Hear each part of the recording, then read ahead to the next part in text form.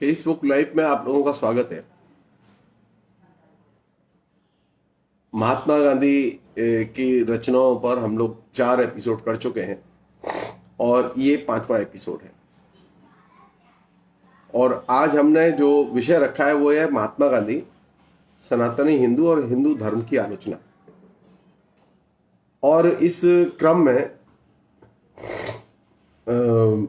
जहां पिछली बार हम लोगों ने बातचीत खत्म की थी चौथे एपिसोड में, उसके आगे की बातचीत है ये।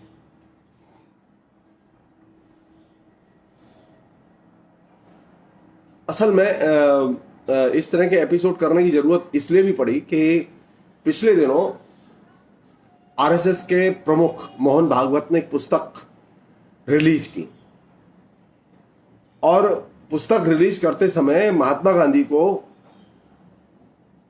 अपने भाषा में और अपने अर्थ में हिंदू घोषित करने की कोशिश की। और ये महात्मा गांधी का एक तरह से दुरुपयोग और विकृतीकरण है।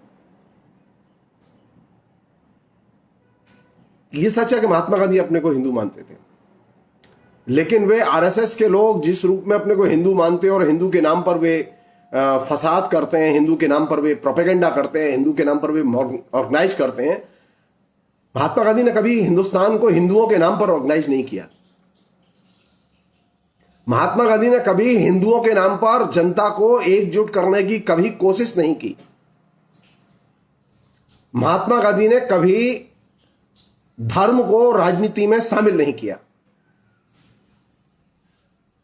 इसलिए महात्मा गांधी के नजरिए के साथ आरएसएस के लोग और खासतौर पर मोहन भागवत जैसे लोग जो कि जिम्मेदार लोग हैं, वे जब हिंदू धर्म का और हिंदू होने का बयान जारी करते हैं कि महात्मा गांधी हिंदू थे, तो चिंता होती है।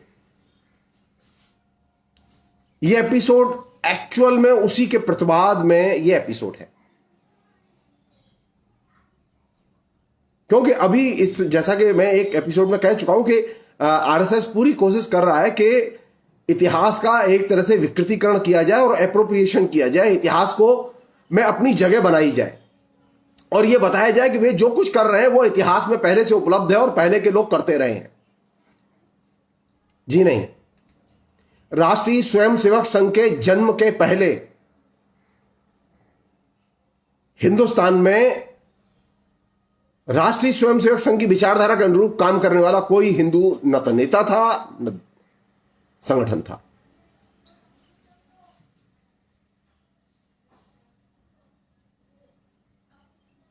तो आरएसएस के प्रमुख ने जो हिंदू की जो परिभाषा के तहत नाम लेकर महात्मा गांधी को हिंदू घोषित करने की कोशिश की है, वो एक तरह से महात्मा गांधी को डिस्टॉर्ट करने की और गलत समझ उसके बारे में पैदा करने की कोशिश की है।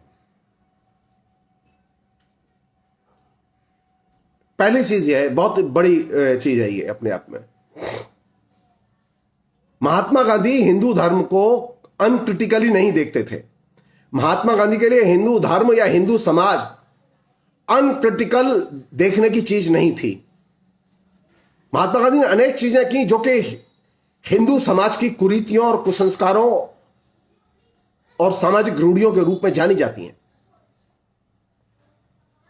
लेकिन राष्ट्रीय स्वयंसेवक संघ ने कभी भी हिंदू समाज की कुरीतियों, कुसंस्कारों और रूढ़ियों के खिलाफ में कोई सामाजिक आंदोलन नहीं किया। बल्कि स्थिति यह है कि जितनी भी सामाजिक कुरीतियां और कुसंस्कार हैं, उनको पुनरुज्जीवित करने और जनता में जनप्रिय बनाने की कोशिश की, और यह सबसे खतरनाक जगह है। और यहीं से वो रिवाइवलिज्म पैदा होता है, पुनरुत्थानवाद पैदा होता है, जिसके जरिए तमाम किस्म के हिंदू समाज में जो सुधार के संगठन पैदा हुए थे, उन सुधार के संगठनों को आरएसएस ने कैप्चर किया। और उसका क्लासिक एग्जाम्पल है, आरएसएस के द्वारा कैप्चर किए गए संगठनों का क्लासिक एग्जाम्पल है वे संगठन जो भक्ति आंदोलन के कवियों के नाम पर बने, कबीर पंथ के नाम पर बने, तुलसी के नाम पर बने, दादू के नाम पर बने, वे संगठन जो कि आर्य समाज के नाम से जाने जाते हैं। सभी संगठनों को एक सिरे से आरएसएस ने पिछले 100 साल में कैप्चर किया है। जबकि आरएसएस की विचारधारा का न तो आर्य समाज की विचारधारा से कोई लेना देना, न कबीर की विचारधारा से कोई लेना देना, न दादू की विचारधारा से कोई लेना देना। कहने का मतलब यह है कि आर्य समाज के लिए हिंदू धर्म के नाम पर जो कुछ समाज सुधार जिन लोगों ने किए, हिंदू समाज की कुरीतियों के और कुसंस्कारों से जुड़े हुए मूल्यों को अपदस्थ करते हुए नए आधुनिक मूल्यों का जिन संगठनों और व्यक्तियों ने निर्माण किया, आरएसएस ने उन सभी संगठनों को और उनके जो आइकॉन थे, नायक थे, उनको कैप्चर करने और अपने अनुरूप ढालने की कोशिश की। वही पद्धति उन्होंने महात्मा गांधी को कैप्चर करने और अपने अनुकूल ढालने के लिए इस्तेमाल की है।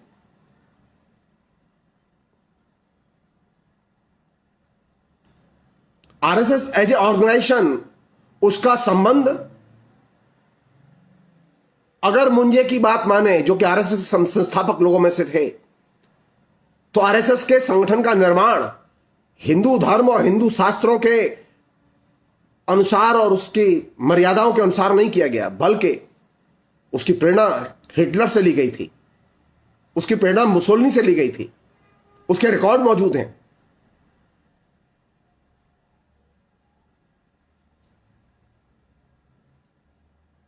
अब हम इस बात पर आते हैं कि क्या सचमुच में महात्मा गांधी वैसे ही हिंदू थे जैसा कि आरएसएस के लोग कहते हैं? जी नहीं। महात्मा गांधी ने, जैसा कि मैंने आपसे अर्ज किया कि समाज सुधार के प्रश्नों को केंद्रीय प्रश्न बनाया हिंदू समाज को दुरुस्त करने के लिए, भारतीय समाज को दुरुस्त करने के लिए, और राजनीति में धर्म का इस्तेमाल नहीं किया। और यह एक बहुत बड़ा फर्क है महात्मा गांधी के और आरएसएस के दृष्टिकोण में। संयोग की बात है कि अभी मध्य वर्ग का एक बहुत बड़ा हिस्सा जो कि कुसंस्कारों में धकेल दिया गया है, या वो अपने आप कुसंस्कारों को उसने स्वीकार कर लिया है, यह बहुत बड़ा हिस्सा वह है जो कि न तो महात्मा गांधी को जानता है और न उसने आरएसएस का लिखा पढ़ा है। वह सिर्फ व्हाट्सएप यूनिवर्सिटी के ज्ञान से वो चल रहा है। जो कुछ मीडिया में उसके सामने परोसा जाता है उसी को वो नॉलेज मान लेता है।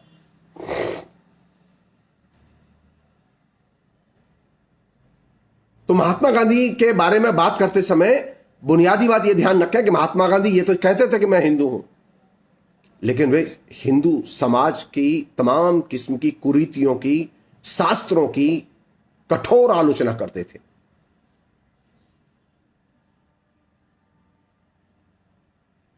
और वे सच्चे वारिस थे कबीर के। जैसे कबीर क्या मिलता है कि वे कबीर जो है वो हिंदू समाज की और हिंदू समाज में व्याप्त कुरीतियों की तीखी आलोचना करते थे। महात्मा गांधी में ठीक वही दृष्टिकोण था, जो दृष्टिकोण कायदे से हमारे भारत के, आधुनिक भारत के निर्माण में महत्वपूर्ण जिसने भूमिका अदा की। आज जिस आधुनिक भारत को आप देख रहे हैं, लिबरल भारत को देख रहे हैं, वो लिबरल भारत राष्ट्रीय स्वयंसेवक संघ के नजरिए से नहीं बना, बल्कि वह महात्मा गांधी के नजरिए से बना है। महात्मा गांधी ने भारतीय समाज के बारे में जैसा सोचा था, उसको बाकायदा कांग्रेस ने प्रैक्टिस में उतार के आधुनिक राष्ट्र का निर्माण किया। कांग्रेस से आप नफरत करेंगे, है ना? महात्मा गांधी का अपना कोई अलग अस्तित्व नहीं है। कांग्रेस के कार्यकर्ता के नाते, नेता के नाते महात्मा गांधी ने काम किया था। महात्मा गांधी की बहुत बड़ी भूमिका है कांग्रेस को संगठन के तौर पर निर्मित करने में, और हमारे यहां नरेंद्र मोदी की सबसे बड़ी भूमिका है कांग्रेस को ध्वस्त करने में। तो महात्मा गांधी के विचारों से आप मिल कैसे सकते हैं?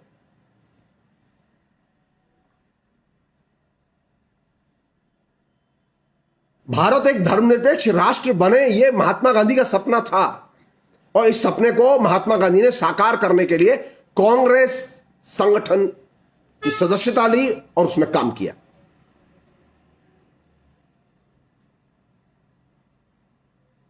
मोहन भागवत क्या ऐसा करेंगे? धर्मनिरपेक्ष भारत बनाने के लिए क्या कांग्रेस की सदस्यता लेने की कोशिश करेंगे? नहीं, कभी नहीं करेंगे। उल्टा हो रहा है, उल्टा हो रहा है। अनेक कांग्रेसी भाग भाग के बीजेपी की तरफ जा रहे हैं। क्यों? हिंदी में कहावत है, पाठ भूला क्यों? क्योंकि फेरा नहीं। महात्मा गांधी का पाठ अगर 70 साल में बार बार जनता को दोहराया जाता, पढ़ाया जाता, सिखाया जाता, तो आज ये दशा नहीं होती कांग्रेस की, आज ये दशा नहीं होती हिंदुस्तान की, कि हमको अब फेसबुक लाइव करके महात्मा गांधी का पुनर्पाठ करना पड़ रहा है।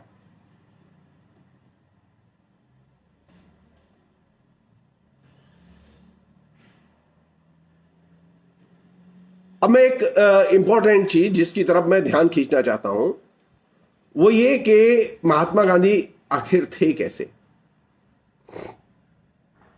और आरएसएस और बीजेपी के लोग हैं कैसे।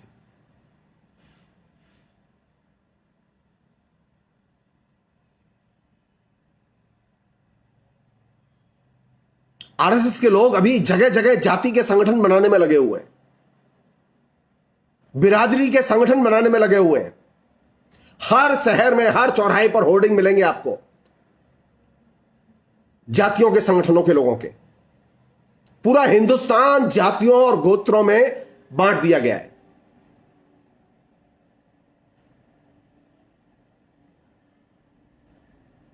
और महात्मा गांधी और जाति बिरादरी के खिलाफ में उनका एकदम जिसे कहे कि अनकंप्रोमाइजिंग, समझौताहीन संघर्ष था। कोई समझौता नहीं होगा इस पर। महात्मा गांधी ने कहा था कि मैं जाति और बिरादरी के खिलाफ में अंतिम दम तक संघर्ष करूंगा।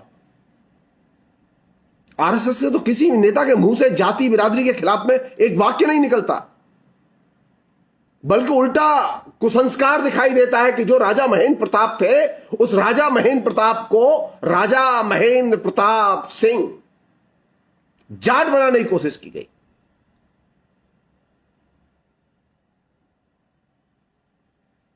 जबकि राजा महेंद्र प्रताप अपने समय में ही अपनी जाति को छोड़ चुके थे। वो अपने को जाट नहीं मानते थे, वो जाट की सिंह की पदवी का इस्तेमाल नहीं करते थे। तो जहां एक तरफ राष्ट्रीय स्वयंसेवक संघ के लोग और खासतौर पर उनके मुखिया जब महात्मा गांधी को विकृत करने की कोशिश करें, तो हम सब लोगों की यह जिम्मेदारी बनती है कि हम उसका गंभीरता से प्रतिवाद करें।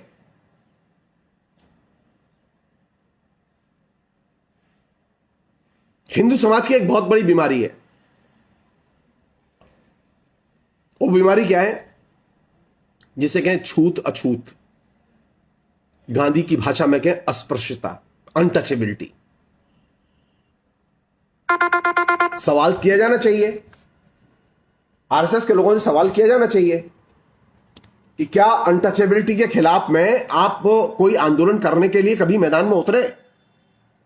फ्रीडम मूवमेंट में आपको मौका नहीं मिला अनटचेबिलिटी के खिलाफ लड़ने के लिए, आपको भारत के आधुनिक भारत में मौका नहीं मिला। हालत इतनी बदतर है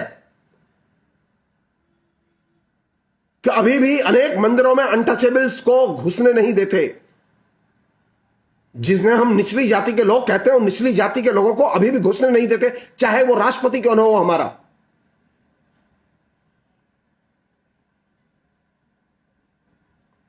हमारे मौजूदा राष्ट्रपति को घुसने नहीं दिया उन्होंने उड़ीसा में मंदिर में, वो दरवाजे पर खड़े रहे।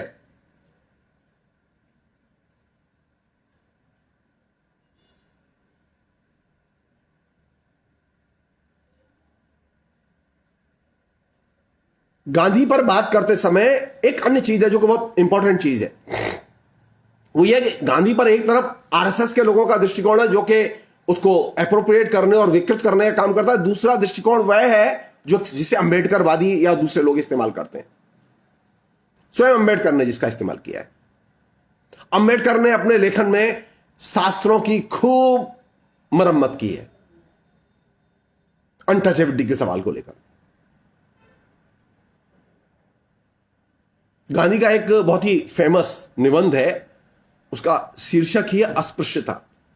नवजीवन में 17 जुलाई 1921 में यह छपा था। इसमें वो कहते हैं, हम शास्त्र का अर्थ करने के झंझट में इतना ज्यादा फंस गए हैं कि हमने धूल का धान करने की बजाय धान की धूल कर दी है। यह सीधा इशारा अंबेडकर के लेखन की तरफ था।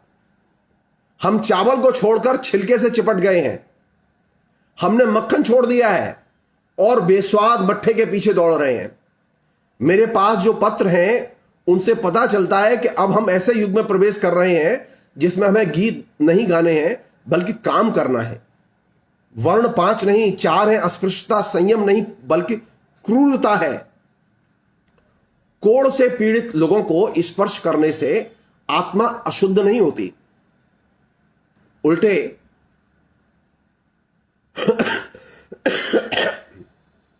उल्टे यदि उनका स्पर्श सेवा भाव से किया जाए तो वह ऊंची उठती है। भंगी की सेवा करना धर्म है। रोग से पीड़ित भंगी की शुश्रूषा पहले करना दया है। भंगी ने मैला उठाया हो तो स्नान करना शौच क्रिया है, यह आवश्यक है। किंतु यदि न नहाए तो उससे उसका अधःपतन नहीं होता। आवश्यकता होने पर भंगी को स्पर्श न करने में पाप हो सकता है। जो भंगी नहा धोकर आया है उसे आदरपूर्वक अपने पास न बैठाना पाप है, और जो लोग ये मानते हैं कि भंगी को छूना पाप है, यह उनका अज्ञान है। अनटचेबिलिटी को लेकर खासतौर पर ये जो अछूत समुदाय था उसके प्रति जो समस्याएं थी, और उन समस्याओं को लेकर जो एक बवंडर, शास्त्रीय बवंडर पैदा किया खासतौर पर अंबेडकर ने, उसकी गांधी ने इसमें बड़े तरीके से बहुत ही बेहतर ढंग से आलोचना की है। मैं वो पंक्ति एक बार फिर सुनाऊंगा आपको। हम शास्त्र का अर्थ करने के झंझट में इतना ज्यादा फंस गए कि हमने धूल का धान करने की बजाय धान की धूल कर दी है।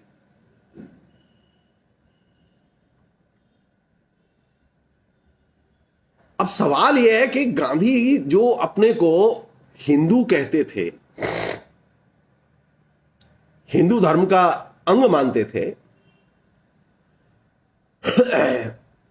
जिसकी कि मैंने पिछली बार चर्चा की थी आपसे कि गांधी के यहां वर्णाश्रम पदबंध का वही अर्थ नहीं है जिस वर्णाश्रम पदबंध के अर्थ को मनुस्मृति ने प्रचारित और प्रसारित किया। मैंने आपसे कहा भी था वर्णाश्रम का अर्थ क्या है गांधी के मुताबिक। गांधी के मुताबिक वर्णाश्रम का मतलब है आत्मसंयम, शक्ति का रक्षण और उसका सुव्यवस्थित उपयोग।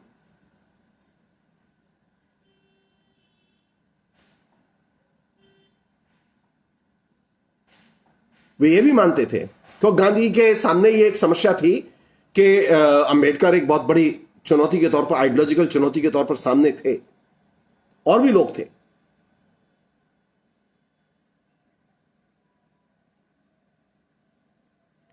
अंबेडकर ने यह सुझाव दिया था कि रोटी बेटी के संबंध होने चाहिए, सभी जातियों में खान पान के संबंध होने चाहिए। गांधी ने खुद माना, उन्होंने कहा कोट, विभिन्न वर्णों के लोगों के आपस में खान पान और शादी विवाह का संबंध रखने से यद्यपि वर्णाश्रम धर्म में कोई बाधा नहीं पहुंचती। गांधी कितने सही थे।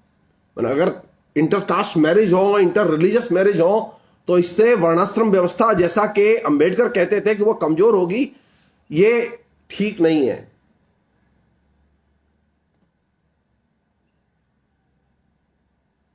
उन्होंने इसी में आगे लिखा कोट, अगर कोई हिंदू अपने को श्रेष्ठ मानकर किसी अन्य व्यक्ति के साथ भोजन करने से इनकार करता है तो इसका मतलब है वह अपने धर्म को गलत रूप में पेश कर रहा है। मगर दुर्भाग्य से आज तो हिंदू धर्म खान पान संबंधी विधि निषेधों का ही धर्म बनकर रह गया जान पड़ता है। यह एक वास्तविकता है। खान पान के विधि निषेध जितने हिंदू धर्म में, इतने आपको कहीं नहीं मिलेंगे हिंदुस्तान में। वो कहते हैं अगर हिंदू धर्म क्या और किसके साथ खाना चाहिए, इसी से संबंधित नियमों के विस्तृत जाल में फंस गया तो वह अपना मूल तत्व खो बैठेगा। मादक पेयों और द्रव्यों के सेवन से तथा तरह तरह के खाद्यों, विशेषकर मांस आदि से परहेज रखना आत्मा के विकास में बड़ा सहायक है, लेकिन यह अपने आप में कोई सिद्धि नहीं है। मतलब अगर कोई नॉनवेज खाना चाहे तो खा सकता है, ये कोई लक्ष्य नहीं है हमारा।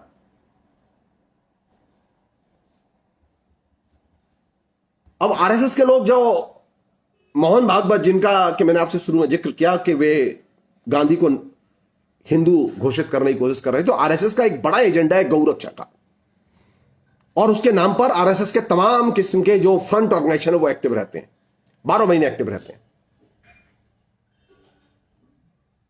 और उन्होंने गौरक्षा के नाम पर एक तरह से हिंसा और नफरत, इस दो चीजों को बड़े पैमाने पर क्रिएट किया है। गांधी का आरएसएस के दृष्टिकोण से एकदम भिन्न दृष्टिकोण था। गौ पालन के पक्ष में, गौ रक्षा के पक्ष में गांधी भी थे, लेकिन उनका नजरिया एकदम भिन्न था। गांधी ने कहा है, कोट, इससे आप समझ सकते हैं कि मोहन भागवत किस दिशा में और गांधी कहां खड़े हैं। उन्होंने लिखा, गौ रक्षा का तरीका है उसकी रक्षा के लिए अपने प्राणों की आहुति देना। गाय की रक्षा के लिए मनुष्य की हत्या करना हिंदू धर्म और अहिंसा धर्म से विमुख होना है। हिंदुओं के लिए तपस्या द्वारा, आत्मशुद्धि द्वारा और आत्माहुति द्वारा गोरक्षा का विधान है, लेकिन आजकल गोरक्षा का रूप बिगड़ गया है। उसके नाम पर हम बराबर मुसलमानों के साथ झगड़ा फसाद करते रहते हैं, जबकि गोरक्षा का मतलब है मुसलमानों को प्यार से जीतना। गोरक्षा का मतलब है मुसलमानों को प्यार से जीतना, न कि गौरक्षा के नाम पर लोगों की हत्या करना। अखलाक से लेकर तमाम लोगों की हत्याएं और उनकी गिरफ्तारियां, यह इस बात का सबूत है कि राष्ट्रीय स्वयंसेवक संघ का जो गौरक्षा का जो एजेंडा है वो गांधी के एजेंडे से कहीं मेल नहीं खाता। और अभी चूंकि गांधी को हिंदू बनाने की कोशिश हो रही है, तो गांधी के जाहिर है गौरक्षा संबंधी जो विचार है उनको भी दुरुपयोग में लाया जाएगा।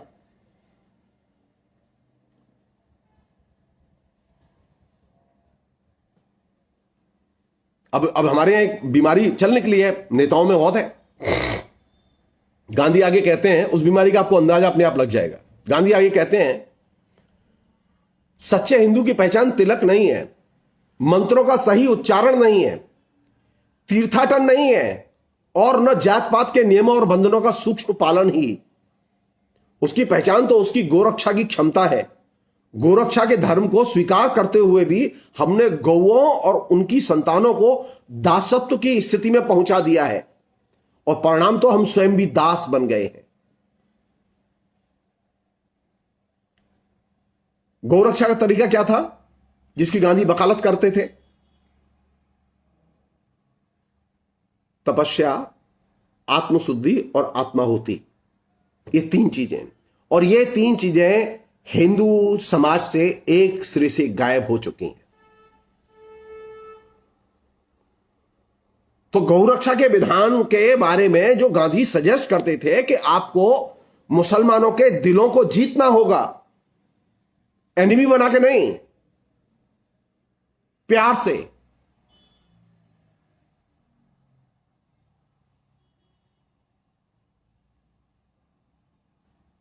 और चूंकि आपने गऊ को दास की तरह इस्तेमाल किया है, तो अब आप क्या बन गए?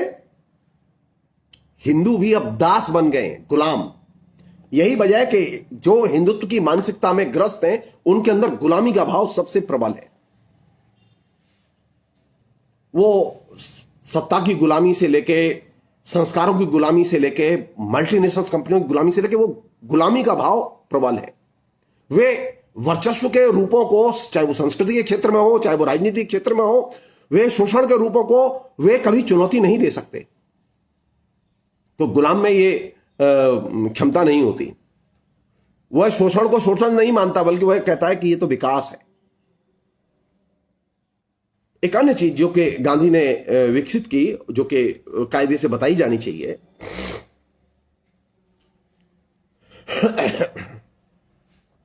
गांधी हिंदू धर्म की आलोचना करते थे, जैसे मैंने कहा आपसे, और वह तीखी आलोचना करते थे। गांधी ने अस्पृश्यता के बारे में कहा कि मैं बराबर इसे हिंदू धर्म का भारी दोष मानता आया हूं। यह सच है कि यह दोष हमारे यहां परंपरा से चला आ रहा है, लेकिन यही बात दूसरे बहुत बुरे रिवाजों के साथ भी लागू होती है। यह सोचकर ही शर्म आती है कि लड़कियों को लगभग वैश्यावृत्ति के लिए अर्पित कर देना हिंदू धर्म का अंग था। भारत के कई हिस्सों में यह आज तक प्रचलित है।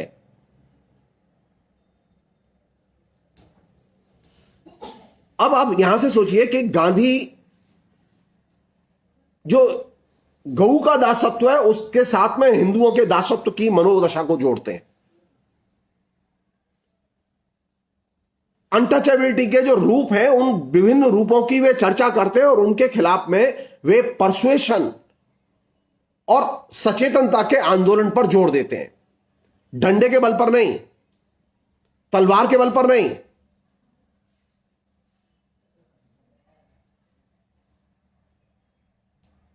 गांधी ने कहा, कोट, अस्पृश्यता बुद्धि के तथा करुणा, दया या प्रेम की भावना के विरुद्ध है।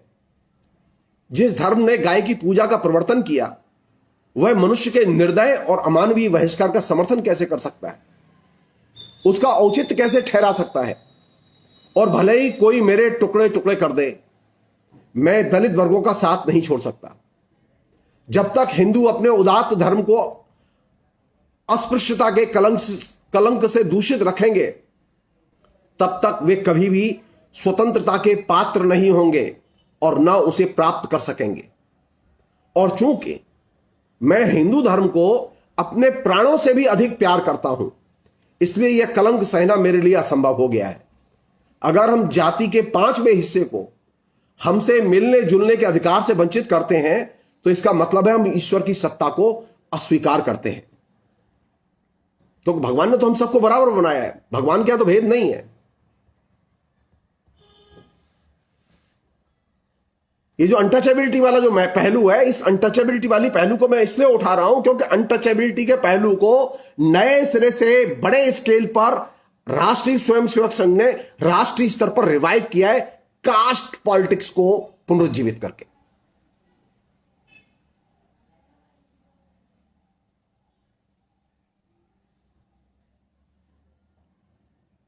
इसी में वो आगे लिखते हैं, हमें अस्पृश्यता के अर्थ पर गहरा विचार करना चाहिए। उसमें तिरस्कार की जो जबरदस्त भावना है उसे हमें जड़मूल से उखाड़ कर फेंक देना चाहिए। जब तक हमने अपने मन से तिरस्कार की इस भावना को नहीं निकाल फेंका तब तक अस्पृश्यता कायम ही है। और तिरस्कार की यह भावना जिस दिन संपूर्ण नष्ट हो जाएगी उस दिन निश्चय ही प्रत्येक अंत्यज भाई बहन इस बात को पहचाने बिना नहीं रहेगा। अनकोट। आज आपको बड़े पैमाने पर जो देश में अनटचेबिलिटी दिखाई नहीं देती, शहरों में, महानगरों में और दूसरी जगहों पर, लेकिन गांव के बड़े हिस्सों में अभी भी अनटचेबिलिटी है। शहरों में लोगों के बीच में अभी भी अनटचेबिलिटी के सेंस, भावनाएं हैं। और वो अनटचेबिलिटी जो है हमने माइग्रेट की है कहां, मैं जिसे ऐड करना चाहता हूं वो ये कि वो अनटचेबिलिटी हमने माइग्रेट की है झुग्गी झोपड़ियों की ओर। अब हमारे यहां अनटचेबल लोग वे हैं जो झुग्गी झोपड़ियों में रहते हैं। हर महानगर में आधी से अधिक आबादी अनटचेबल लोगों की है जिनके पास में मिनिमम ह्यूमन सुविधाएं नहीं है, मिनिमम नागरिक सुविधाएं नहीं है। वहां नाली नहीं है, वहां लैट्रिन नहीं है, वहां बाथरूम नहीं है, वहां सफाई की व्यवस्था नहीं है, वहां कोई प्रॉपर आवागमन की सड़कें नहीं है, भयानक गंदगी और अपराध। तो हमने जिस समाज को सोचा था, जिस समाज को बनाया था, तो हमारे यहां जो अनटचेबिलिटी का जो भाव जो पहले कास्ट में था, वो अनटचेबिलिटी का भाव ट्रांसफॉर्म होके महानगरों में, अंबेडकर के दिमाग में एक चीज थी कि महानगर बसेंगे तो अनटचेबिलिटी दूर हो जाएगी। सतह पर बात अच्छी लगती है, लेकिन वास्तविकता क्या है? वास्तविकता यह है कि अनटचेबिलिटी और ज्यादा कंसोलिडेट कर गई झुग्गी झोपड़ियों की बस्तियों में। और हर शहर में आधी से अधिक आबादी अब उन लोगों की है जो झुग्गी झोपड़ियों के इलाके में रहते हैं। इन लोगों की दशा एक जमाने में शूद्रों की दशा से भी बदतर है।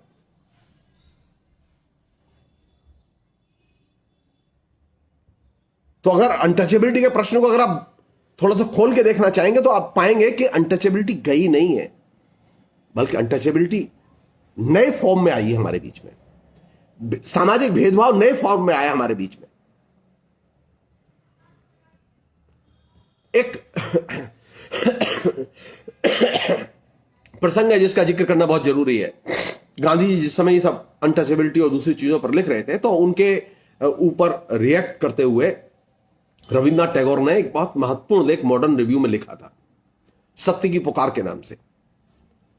तो गांधी जी को किसी ने वो लेख भेजा और कहा कि आप इसे देखें और ये बहुत ही महत्वपूर्ण लेख है और आपकी प्रतिक्रिया बड़ी जरूरी है इस पर। तो गांधी जी ने मॉडर्न रिव्यू में जो टैगोर ने लिखा था सत्य की पुकार नामक निबंध, उसके रिएक्शन में महान प्रहरी के नाम से एक लेख लिखा। और इस लेख में जो बात उन्होंने कही वो बात आज भी प्रासंगिक है और भारत पर घटती है।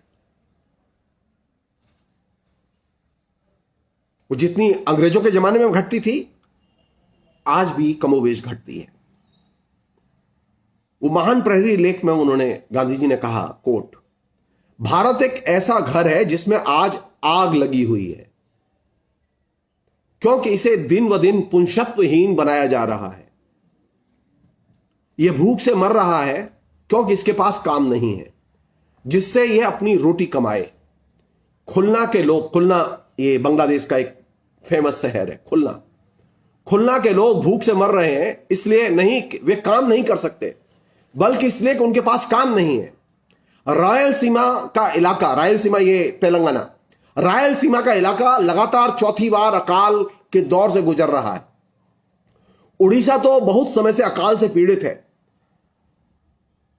भारत नगरों में नहीं रहता, वह तो अपने 7.5 लाख गांवों में रहता है और उसके नगर इन गांवों के बूते ही पलते हैं। उनके पास जो धन ऐश्वर्य है उसे वे किसी दूसरे देश से नहीं लाते। अनकोट।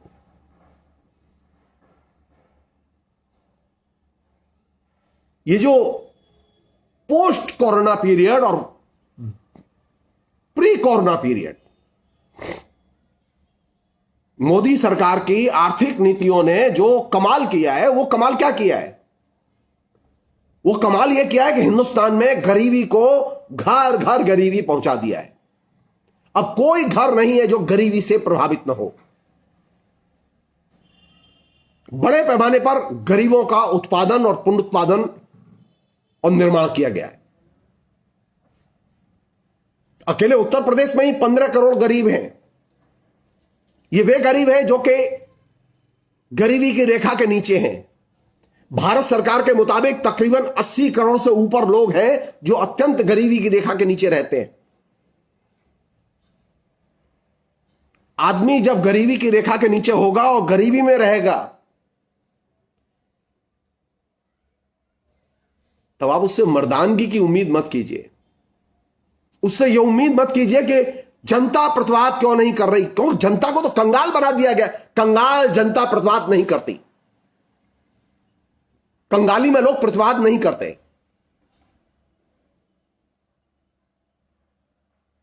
लोग भूख से मर रहे हैं, वे अपने लिए रोटी का इंतजाम करें या आंदोलन का इंतजाम करें।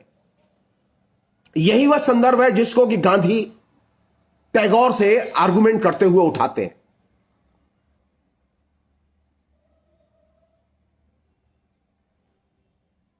एक अन्य चीज जिस पर कि वो ध्यान खींचते हैं, और लिखा है उस लेख के लास्ट में, और बहुत ही शानदार उन्होंने लिखा है, मैं अपने अनुभव के आधार पर ऐसा मानता हूं कि भारत दिन व दिन गरीब होता जा रहा है। उसके पांवों में रक्त का संचार बंद हो गया है और अगर अब हम उसके उपचार पर ध्यान नहीं देते तो वह गिरकर दम तोड़ देगा। अनकोट। ये जो गरीबी का सुचिंतित ढंग से आरएसएस बीजेपी ने जो प्लान करके जो विस्तार किया है, यह सुचिंतित ढंग से सोच समझ के विस्तार किया है। जिससे कि इस आत्मनिर्भर भारत की और आत्मनिर्भर भारतीय समाज की एकदम जमीन ही खत्म कर दी जाए, आधार ही खत्म कर दिया जाए।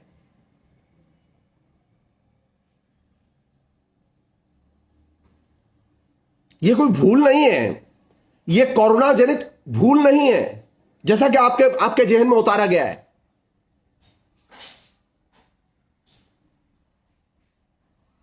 भारत में जितनी ज्यादा गरीबी बढ़ेगी उतनी ही ज्यादा लड़ाई और जटिल होती चली जाएगी।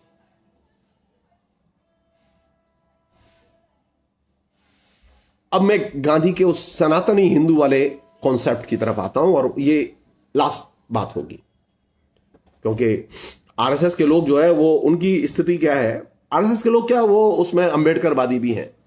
वो क्या है, गांधी के शब्दों को पकड़ के झूलते हैं, वो उसके एक्चुअल अर्थ को कभी जानने की कोशिश नहीं करते, और वे कभी उस अर्थ को पेश भी नहीं करते। यह बीमारी भीमराव अंबेडकर में भी थी।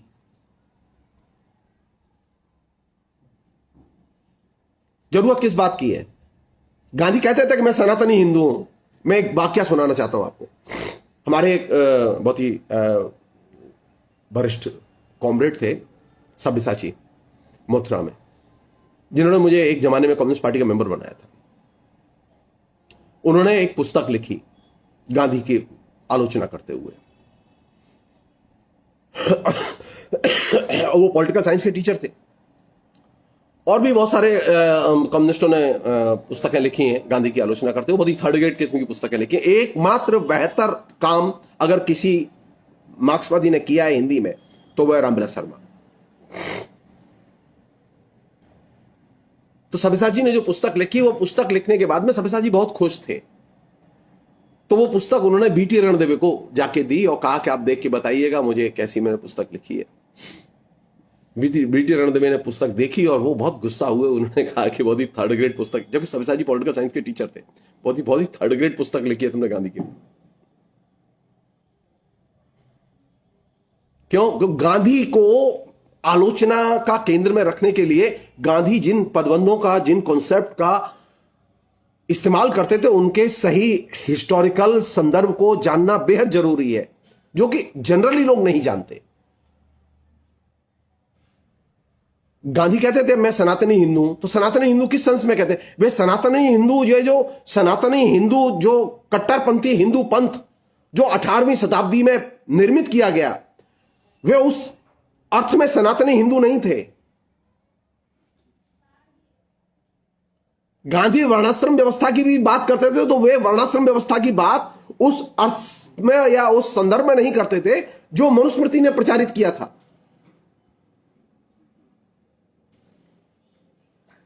उसी तरह जैसे कि मैंने आपसे कहा कि अहिंसा को वे, ये जो नॉन वायलेंस है, उसको, उनका जो मीनिंग था, वो उसका मीनिंग था प्रेम। तो गांधी को पढ़ते समय जो विभिन्न कॉन्सेप्ट गांधी ने इस्तेमाल किए हैं, उन कॉन्सेप्ट की सही समझ अगर नहीं है, तो गांधी के साथ में तो आप अन्याय करेंगे, और आरएसएस के लोग अन्याय कर रहे हैं। गांधी ने कहा था कि मैं सनातनी हिंदू हूं, तो जब वे सनातनी हिंदू अपने को कह रहे थे, तो उनमें उनके जो सबसे इंपॉर्टेंट चीज थी, 2 किताबें हैं उनकी, उनके निबंधों की। एक किताब का नाम हिंदू धर्म है और दूसरी किताब का नाम है हमारा कलंक। ये दोनों किताबें कायदे से पढ़ी जानी चाहिए और समझी जानी चाहिए और पढ़ाई भी जानी चाहिए।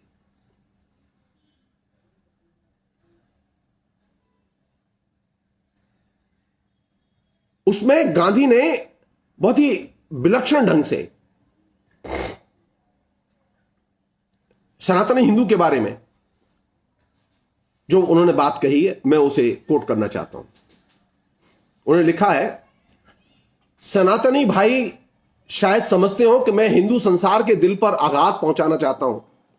मैं खुद अपने को सनातनी मानता हूं। मैं जानता हूं कि मेरा दावा बहुत कम भाई बहन कबूल करते होंगे, पर मेरा यह दावा है और रहेगा, और मैं तो कई बार कह चुका हूं कि आज नहीं तो मेरी मृत्यु के बाद समाज जरूर इस बात को कबूल करेगा कि गांधी सनातनी हिंदू था। सनातनी के माने हैं प्राचीन। मेरे भाव प्राचीन हैं, अर्थात वे भाव मुझे प्राचीन से प्राचीन ग्रंथों में दिखाई देते हैं और उन्हें मैं अपने जीवन रूप बनाने की कोशिश कर रहा हूं। इसी कारण मैं मानता हूं कि मेरा सनातनी होने का दावा बिल्कुल ठीक है। मैं बना बनाकर शास्त्रों की कथा कहने वालों को सनातनी नहीं कहता। सनातनी तो वही है जिनके रगो रेशे में हिंदू धर्म व्याप्त हो। इस हिंदू धर्म का वर्णन शंकर ने भगवान के एक वाक्य में कर दिया है, ब्रह्म सत्य जगत मिथ्या। दूसरे ऋषियों ने कहा सत्य से बढ़कर दूसरा धर्म नहीं, और तीसरे ने कहा हिंदू धर्म का अर्थ है अहिंसा। इन तीनों में से आप चाहे किसी सूत्र को ले लीजिए, उसमें आपको हिंदू धर्म का रहस्य मिल जाएगा। ये तीन सूत्र क्या हैं? मानो हिंदू धर्म शास्त्र को दुह दुह कर निकाला उनका नवनीत ही है। मैं तो सिर्फ इतना ही चाहता हूं कि आप अंत्यजों को स्पर्श करें, क्योंकि अंत्यज मनुष्य हैं, और चाहता हूं कि उनकी सेवा हो, क्योंकि वे सेवा लायक हैं। उनको अछूत मानना, उनका तिरस्कार करना मानो अपना मनुष्यत्व गंवाना है।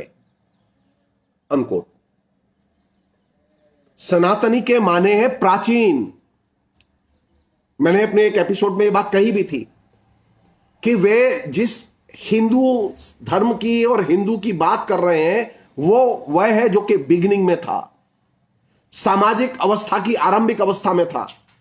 वह उसी वर्णाश्रम व्यवस्था की बात करते हैं जो कि आरंभ में वर्णाश्रम व्यवस्था बनी थी और इसमें वो हिंदू थे, जबकि उसकी प्रगतिशील भूमिका थी। सनातनी हिंदू का मतलब वह नहीं है जिन सनातनी हिंदुओं के खिलाफ में आर्य समाज ने संघर्ष किया था।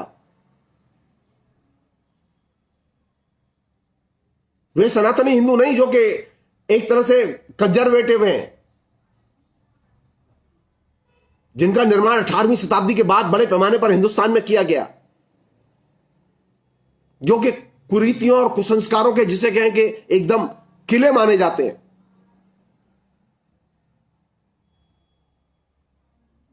गांधी के लिए सनातनी का मतलब है प्राचीन हिंदू।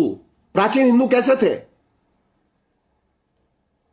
मैं फिर रिपीट कर रहा हूं, राहुल सांकृत्यायन की बहुत ही शानदार किताब है, बोलगा से गंगा, कहानियों की किताब है, पढ़ें आप लोग। और दूसरी किताब है उनकी जो पढ़ने लायक है इस मामले में, वो है मानव समाज। अनेक चीजें मिलेंगी जो भारतीय समाज के विकास से संबंधित हैं। दुर्भाग्य की बात यह है कि हमारे यहां का जो इतिहास विमर्श है, जो साइंटिफिक हिस्टोरिकल राइटिंग है, वो साइंटिफिक हिस्टोरिकल राइटिंग एक अलग पैराडाइम पर चलती रहती है। वो ये जो क्षेत्र है जहां पे कि ये जो साहित्यकार रचनाकार ये जो रमण करते हैं और वो नई चीज लाते हैं परंपरा से खोज के, उसका वो डिस्कोर्स का हिस्सा नहीं है। तो गांधी जब सनातनी हिंदू की बात कर रहे थे तो सनातनी का मतलब है उनके लिए प्राचीन हिंदू, वो कंजर्वेटिव हिंदू नहीं। प्राचीन हिंदू लिबरेटेड हिंदू था, उसके पास कोई कुसंस्कार नहीं थे, उसके खान पान रीति रिवाज का कोई विधि निषेध और बंधन नहीं था। वहां मनुस्मृति ने जन्म नहीं लिया था, निषेधों की व्यवस्था ही नहीं थी वहां।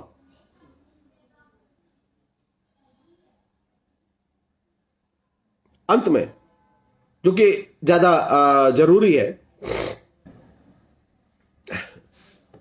गांधी ने उसी लेख में जिसमें वो सनातनी भाव की चर्चा करते हैं उसमें कहा उन्होंने, कोट, मैं तो दया भाव से, प्रेम भाव से, भ्रातृभाव से अस्पृश्यता का नाश करना चाहता हूं। अब ध्यान दीजिएगा, दया, प्रेम और भ्रातृभाव, डंडे के जोर पे नहीं। ब्राह्मणों को गाली दो, ब्राह्मणों का अपमान करो, अहीरों को गाली दो, अहीरों का अपमान करो, जाटों को गाली दो, जाटों का अपमान करो, शूद्रों को गाली दो, शूद्रों का अपमान करो, नहीं। अनटचेबिलिटी, सामाजिक भेदभाव या अछूत और छूत की समस्या जो हमारे समाज में बड़े पैमाने पर व्याप्त है, उसको दूर करने का तरीका क्या है? मैं तो दया भाव से, प्रेम भाव से, भ्रातृभाव से अस्पृश्यता का नाश करना चाहता हूं। यदि ऐसा करेंगे तो हिंदू धर्म की शोभा बढ़ जाएगी, इसमें हिंदू धर्म की रक्षा भी आ जाती है। हेतु यह नहीं है कि अंत्यजों का मुसलमान बनना या ईसाई बनना रुकेगा। किसी भी धर्म का आधार उसके अनुयायियों की संख्या पर अवलंबित नहीं रहता। इस ख्याल से बढ़कर कि धर्म बल का आधार संख्या है, एक भी पाखंड नहीं है। यदि एक भी सच्चा हिंदू रहे तो उनसे हिंदू धर्म का नाश नहीं हो सकता। पर यदि करोड़ों बल हमारा, ये गांधी जी कहते हैं, करोड़ों हिंदू पाखंडी बनकर रहे तो उनसे हिंदू धर्म सुरक्षित नहीं, उसका विनाश ही निश्चित समझिए। ये जो करोड़ों पाखंडी हिंदू जो निर्मित किए जा रहे हैं, इसने असल में हिंदू धर्म का नाश किया है। और ये गांधी आज से 100 साल पहले ये बात सोच रहे हैं और बोल रहे हैं।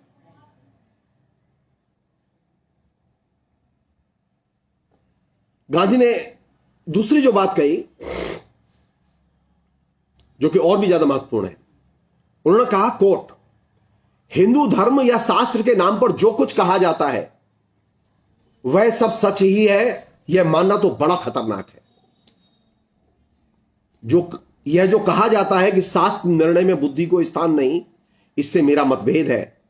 मेरा तो विश्वास है कि जिसे न बुद्धि समझ सके और न हृदय स्वीकार करे वह शास्त्र नहीं। और मैं समझता हूं कि जिसे केवल धर्माचरण करना हो तो उसे इस सिद्धांत को मानना ही चाहिए।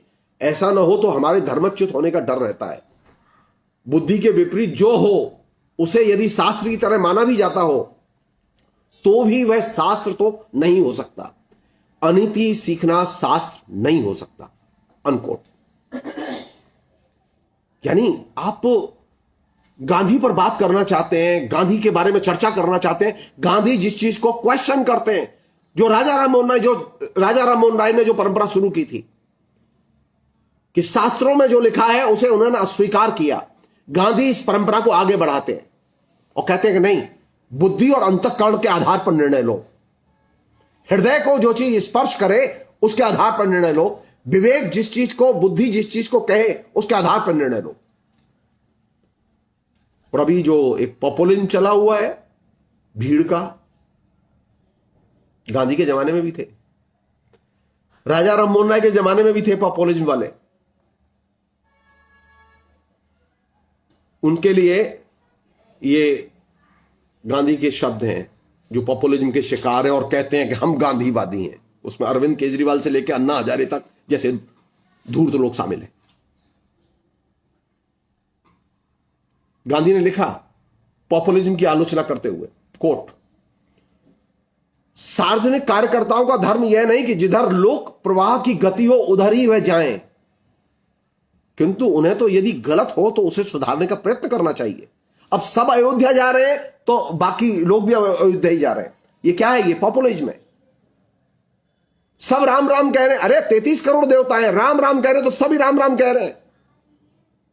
ये पॉपुलिज्म है।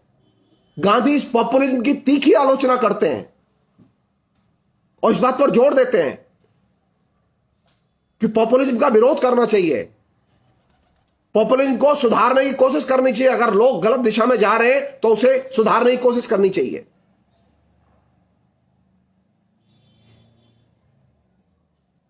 और जो कमाल की चीज मुझे लगती है गांधी की, जिसकी वजह से मैं गांधी पर लट्टू हूं एकदम, वो ये कि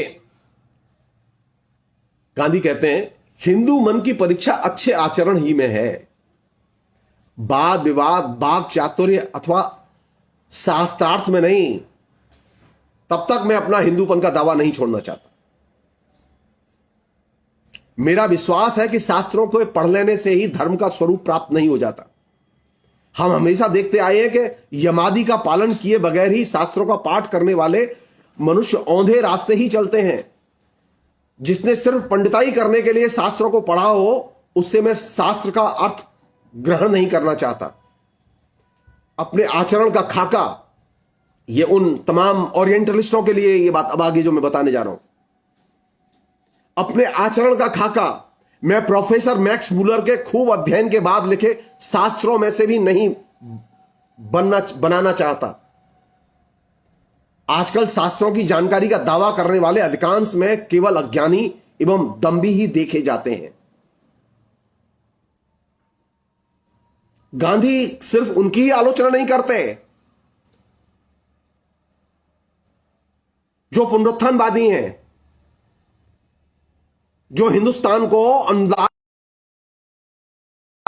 बल्कि गांधी मैक्स मुलर की भी आलोचना करते हुए उस ओरिएंटलिस्ट दृष्टिकोण की आलोचना करते हैं जिससे कि बड़े पैमाने पर हमारे अंग्रेजीदा लोग प्रभावित हुए। गांधी कहते हैं कि मैं मैक्स मुलर के द्वारा रचे गए शास्त्रों के आधार पर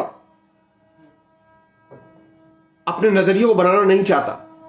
हमारे यहां से बहुत सारे लोग हैं जो मैक्स मुलर के भक्त हैं, मॉडर्निस्ट हैं और मार्क्सवादी भी हैं। गांधी को कहां से देखें? गांधी को देखने के लिए गांधी को सही परिप्रेक्ष्य में पढ़ना जरूरी है, और यही गांधीवाद की सबसे बड़ी शिक्षा है। गांधीवाद इसलिए नहीं हम लोगों से दूर हो गया, असल में हमने गांधी को पढ़ा ही नहीं, गांधी को पढ़ाया ही नहीं। जब गांधी को आप पढ़ाएंगे ही नहीं, गांधी को पढ़ेंगे नहीं, तो गांधी को जानेंगे कैसे? सिर्फ मूर्ति बना के। गांधी तो मूर्ति नहीं है, मूर्ति तो यहां 33 करोड़ देवताओं की भी है, तो गांधी को भी आपने एक मूर्ति बना दिया। गांधी पूजा की चीज नहीं है। गांधी कहां मिलेंगे? शास्त्रों के बाहर, विवेक की कसौटी पर, यथार्थ में, जो आपको अंतःकरण में जो चीज फील करें आप। गांधी, अगर मुझसे पूछें आप, गांधी अनुभूति की धारणा का सबसे बड़ा सिद्धांतकार है हिंदुस्तान में। जिस अनुभूति की धारणा को लेकर तमाम किस्म का वैविध्य पूर्ण साहित्य रचा गया है, लेकिन गांधी को उसमें नोटिस ही नहीं लिया गया। इसमें स्त्री साहित्य के लोग भी शामिल हैं, इसमें दलित साहित्य के लोग भी शामिल हैं। जिसे अनुभूति को आप महत्वपूर्ण मानते हैं, मानवीय अनुभूति को महत्वपूर्ण मानते हैं, तो उसका जो सबसे बड़ा आर्टिकुलेटेड सिद्धांतकार है वो है तो गांधी। गांधी कहां मिलेंगे? आचरण में, एक अच्छे हिंदू के आचरण में। और एक अच्छे हिंदू का आचरण कौन सा? प्राचीन हिंदू। प्राचीन हिंदू वे थे जो जाति को नहीं मानते थे। प्राचीन हिंदू वे थे जो कि संस्कारों को नहीं मानते थे। प्राचीन हिंदू वे थे जो जिनमें खान पान का भेद नहीं था। गांधी इस अर्थ में अपने को सनातनी हिंदू कहते थे। आज बस इतना ही। अगले एपिसोड में फिर एक नए पहलू के साथ में आपके साथ जुड़ेंगे। बहुत बहुत शुक्रिया। Thank you.